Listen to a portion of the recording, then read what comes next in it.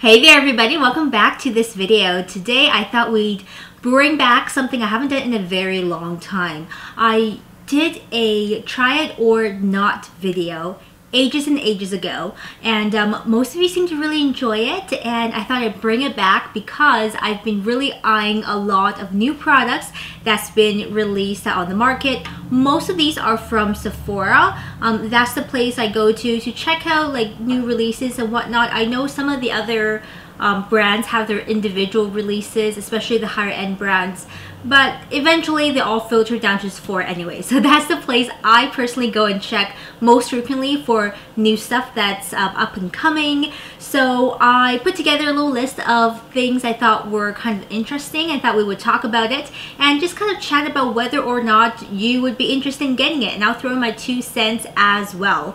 Again, we are backed into our little corner today because the sun is just like right here in your face, and there's nowhere else for us to be except in our corner. So get yourself a snack, get a drink. This is going to be a real chit-chatty video, and let's dive into some new product releases. I'm going to kick things off with some skincare products, and there seems to be quite a bit of new or new-ish skincare that's come around. First thing I'm looking at here is from Milk Cosmetics. Now you know that they make color cosmetics, and they recently started doing some skincare-ish things as well. They've got 2 masks that's out. One is the Watermelon Brightening Face Mask, and I believe the other one is a green tea version. They come in this really interesting looking twist-up stick, which the format intrigues me. I am someone who, for one, really doesn't like dipping your fingers into like a potted mask and then have to smear it all over the face. So having it in a stick form really appeals to me, but it's got to have good ingredients as well. So I am looking at the Watermelon Brightening Face Mask, which is 30 grams for $29 Canadian, and it's got a few things in here. It's got garden cress extract, prickly pear, and lentil. Supposed to be brightening, hydrating, and just like soothing for your skin as well. The green tea version, which is the other one that's released, is supposed to be more detoxifying. So for me, I'm definitely eyeing the watermelon version. 30 grams for $29, so it does seem a little steep.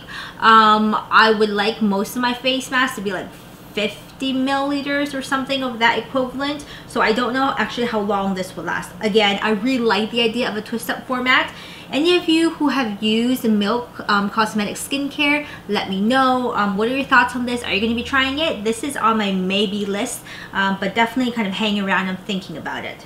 Next up, Sephora just got in some BADESCU products. Now this is a real, I want to say old school skincare brand. They, I believe, are still used in a lot of salons when you get a facial done. They're quite popular, but they're not as hyped as a lot of the familiar names that you know from skincare right now, you know, the more modern, more popular ones. But I've heard about BADESCU since I was a teenager, so they've been around for a real long time. So I will say, looking at a couple of products that Sephora has out on their website right now, a lot of them are at a really good price point. For example, I am eyeing the facial mist, and there's a couple of versions, but in particular I'm looking at the lavender bottle, which is aloe, chamomile, and lavender. There's also one which is rose water. There's also one that is an aloe and green tea. So any of those would be $11 for 118 mils or $16 for 236 mils, which is a really great price point, especially when you're looking at something that's being sold in Sephora, if you will, a higher end marketplace. It does seem to have just really simple, easy ingredients. This reminds me, like looking at the whole ingredients and the way it's kind of marketed, if you will, really is a little similar to like The Ordinary, but just the old school version. So let me know what you think about Mirror BADESCU. I know they have a drying lotion for spots and blemishes that's super popular, and then their silver powder is really popular as well. They don't have very many items in stock right now on the website, but I'm definitely looking at the facial mist because that's the kind of stuff you go through really quickly, I find, and it's hard to find ones with simple ingredients at a lower price point. Unless you know, do your own DIY thing, which of course you can, but very interested in this Mirror BADESCU situation. So that's got my attention. Next up, Summer Fridays released a new face mask. It's called the R+R mask.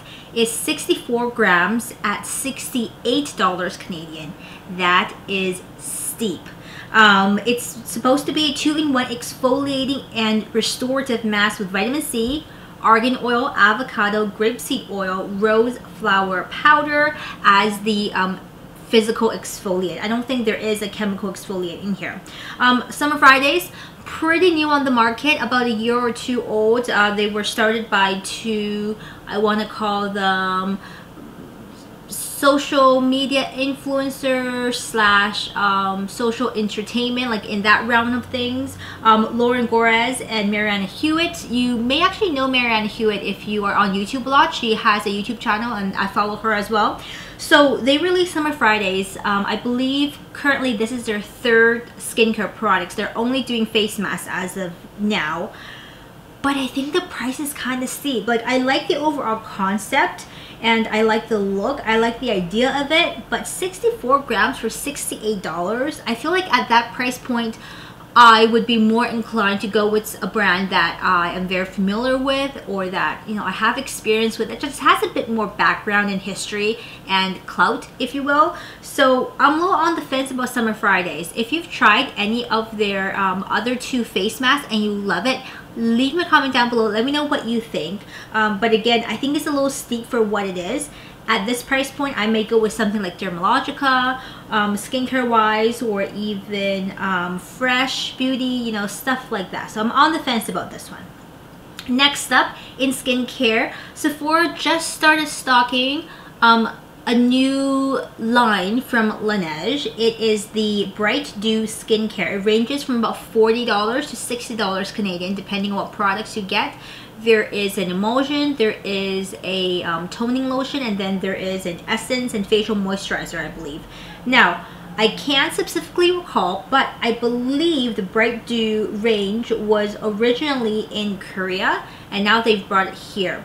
My main uncertainty would be if this is the exact formulation that they had in the products that was sold in Asia, or that is being sold in Asia, sorry, or if this is a altered formulation that's made for the North American market, because I know that when the Brightening skincare first came through from LANEIGE, available in North America, they altered the formula slightly because it had to conform with our regulations and certain ingredients and yada yada yada, you know the spiel.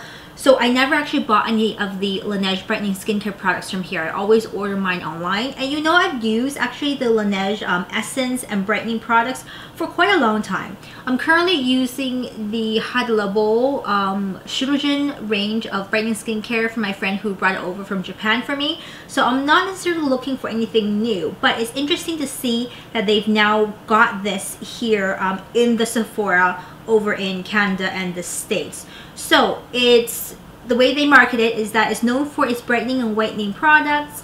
The price point is a smidge higher than if you were to buy the equivalent item on eBay and get it shipped from Korea. But of course, if you buy it from Sephora, you get it right away, all that stuff. For the most part, if this is the exact same formula, I do like the essence. I have used the LANEIGE Brightening Essence, and I think it's great. It's very smooth, it's very lightweight, it's not sticky, but I wouldn't say it's a wow impact. It's not an immediate reaction or result kind of range. You do have to continue using it for quite a long time. So thinking about, nice to know that it's here, although I don't know if I would buy it from Sephora over here for that purpose. Okay, next thing before we go into makeup, this is not quite a skincare product, but it's interesting. It's from the brand Slip, and they're known for their silk pillowcases and, you know, anti-breakage for your hair because you're sleeping on silk and not rubbing your hair on cotton or any other disastrous fibers that maybe your pillowcase is how they market themselves. So they have this, and I only put this in here because I think it is absolutely ridiculous and I think we just need to talk about it. Slip is selling a pure silk sleeping mask, wait for it, for $69 Canadian. It is a mask. It has different zodiac variations you can get, and it's embroidered. It's, you know, a beautiful color, and it's silk, and it's supposed to be filled with 100% mulberry silk and silk fillers along with the covering fabric, which is also 100% silk. I get it. It's luxurious. I can maybe see you splurging on a silk pillowcase because of the hair situation, but a silk eye mask for $69 Canadian doesn't make any sense to me whatsoever.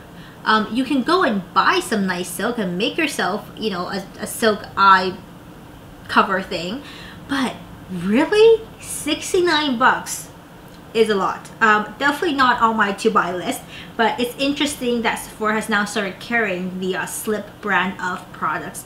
They've also got like hair scrunchies for sale, and then pillowcases, of course, and then these eye masks, all of which I think are quite overpriced in my consumer opinion. So makeup wise, this is exciting as well. I think we are currently in the phase of a lot of new foundation releases, and I'm sure you have heard of some of these foundations, so I'm just going to kind of touch on them real quick. But I do want to start off with a Fenty product. Fenty pretty recently released their Pro-Flit'r concealer, which is 8 mils for $32 Canadian. That's a pretty average price as far as concealers at Sephora goes. It's 50 shades, medium to full coverage, supposed to be crease resistant, and a soft matte finish. I will say I never actually tried the Fenty Pro-Flit'r foundation.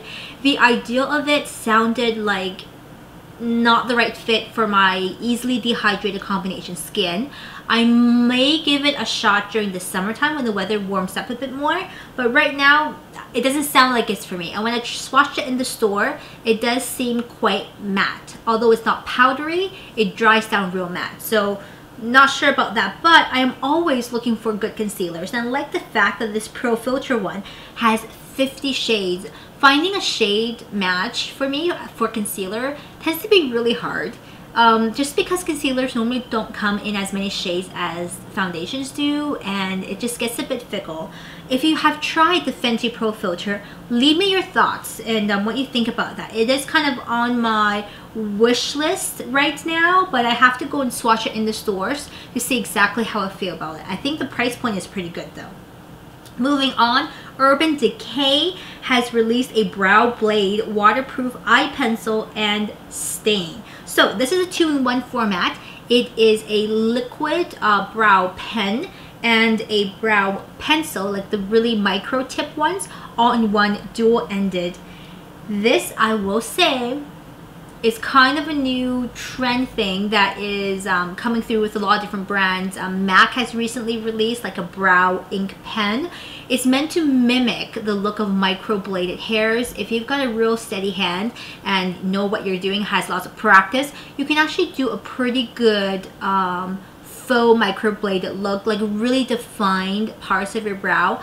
Personally, I do like the look of having the front of my brows very defined, and the rest can be filled with powder or whatnot. Just, you know, parts of the brow being a little bit more crisp than the rest. I like the concept. For the price, I think it's, you know what, I didn't write the price in here. I want to say it's probably 25 to 30 bucks, in that range of things. I think it's kind of expensive for what it is. Granted, I do pay higher up for, you know, my Anastasia. Currently, I'm using an Hourglass brow pencil, but because there's so little product in here, like the ink part is 0.4 milliliters, and the actual pencil is 0.05 grams. That's like next to no product.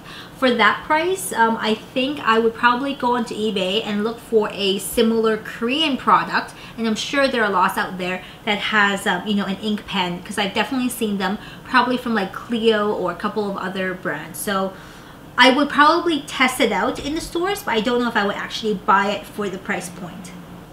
Okay, jumping back into foundations again, Laura Mercier released their Flawless Lumiere Radiance Foundation, which immediately caught my attention.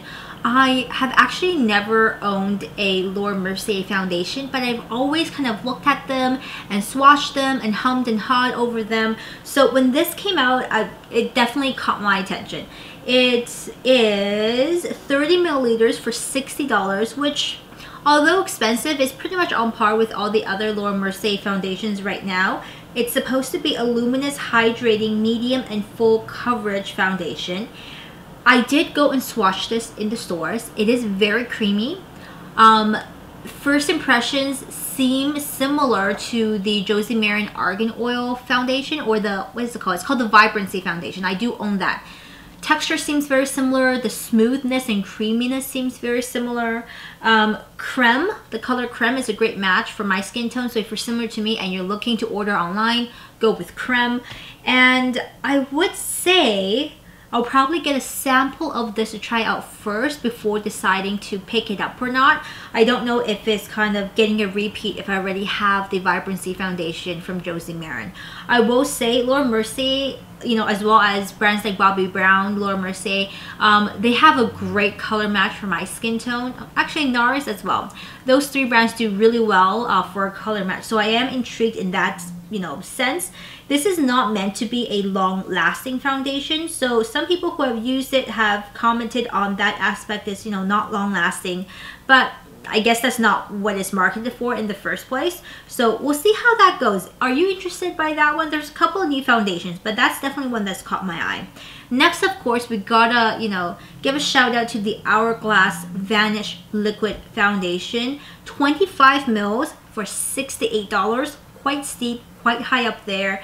This has been a bit controversial as of late because there's very divided reviews on this product. So I don't even know where I stand. I haven't seen this in stores yet and I haven't swatched it. But I will tell you it's 32 shades, supposed to be full, natural coverage, waterproof, and sweat proof, marketed for normal combination of oily skin. So this is certainly not for me this time of the year. I have seen some people I follow on YouTube who have been wearing it and it looks actually quite good, and even some with actually more drier skin, but she really loaded up on the moisturizer and the primer before using the Vanish foundation. I have not used the Vanish foundation stick from Hourglass. If you use either or, you know, both of them, let me know your thoughts on what is comparable to. The fact that it's 25 mils for $68, while expensive, I think is probably explained by the fact that they tell you you don't need hardly any of this to cover your full face. That's why they probably gave you less. But I don't know if this is more like a paint stick kind of situation, if this is going to be really drying or emphasizing the dry patches. If it's anything like that, I'm out. Okay, next thing I've got here, another foundation, Dior Forever Skin Caring Matte and Skin Glow. Dior released two sets of foundations simultaneously, kind of as matching pairs. One is, of course, more matte and the other one is more glowy. I have swatched both in my local Sephora, and I will say if you are kind of my coloring, 0N, so zero neutral, is a pretty good color match. I love the fact that Dior is finally moving towards a undertone-based system for their foundations. It used to be a little all over the place and hard to follow along. For the most part, I either wore ivory in Dior or I wore linen sometimes in the summer. So that would be like 21 and I believe 10. So 10 is ivory, 21 is linen. But now 0N is probably a better match. It's got 24 shades, medium coverage. I don't know if the glowy was the one that drew my attention, but I don't know if glowy was really like a super glow, like, you know, Josie Maran Argan foundation type of glow, or it's more like a NARS sheer glow type of a glow, which is on the more matte side. So I'm undecided, but I will say I do have a soft spot for Dior products, so I may actually just go and pick up this one, but let me know your thoughts as well. Okay, last two things I want to talk about. Bobbi Brown released their Crushed Liquid Lipstick. I swatched this in the store. I was very tempted. I've seen a couple of videos of people using it. Still very tempted, but I don't know if I like the idea of a liquid a liquid cream lipstick in the sense that it might move around really easily. If I use a lipstick from a bullet, I can control how much I apply. If I use it from a wand, a liquid lipstick, I often over apply and then I get too much product. I do like the range of colors. I think Bobbi Brown always does beautiful skin tone friendly colors. Everything is wearable. It's 6 milliliters, by the way, for $34, which is on the medium high range, I think, for lipsticks as far as Bobbi Brown goes. But you know, liquid lipstick color with a feel of a balm and a balmy sheen is how they're calling it. And I'm intrigued. I might go pick up one of these. Let me know your thoughts on this one. Last thing, and our sun is kind of fading away here, I want to talk about a Korean product that's up on the Sephora website. I haven't seen it in the stores, but it's definitely piqued my interest. It's the Touch in Soul Metalist Sparkling Foiled Eyeshadow, 1.3 grams for 21 bucks. Good price range. Price point actually, 7 shades. Looks amazing for a halo effect eye, where you do darker all around and pop it with something in the middle. Would be really pretty. I'm thinking it looks similar to the Stila version of their sparkling eyeshadow. So if you know what I'm talking about, the one that comes in a pot that Stila has, might be a contender. I don't know what the texture of this is like. I haven't seen it in stores, but my gut feeling tells me it's probably like almost like a wet consistency, like a jelly, and then the metallic particles are suspended in it and you kind of pat it on with your fingers and it gives a really brilliant finish. Really interested in this one. I might pick one up depending on how much wear I'm going to get out of it, because you know, all that sparkle for work is probably a bit too much, and on the weekend I don't always wear this much makeup. But I like the concept, I like the price point, intriguing, great colors, maybe worth a shot if that's your thing. So we just went through a whole bunch of new releases from Sephora, and I have now talked way too much. My voice is a little sore now. I will hopefully chat with you in the comments down below. Leave me your thoughts on these new releases. What are you hyped about? What are you excited about? What are you just like, what the heck, I'm not buying this? You know, are there any of those things that's come out recently? Would love to just have a conversation with you down below. I am and I will be filming a new kind of things I bought recently haul, not just exclusively to makeup, but more of a full all-rounded haul video coming up soon, and hopefully I will see you then. But until then, take good care of yourselves and I'll talk to you soon. Take care. Bye.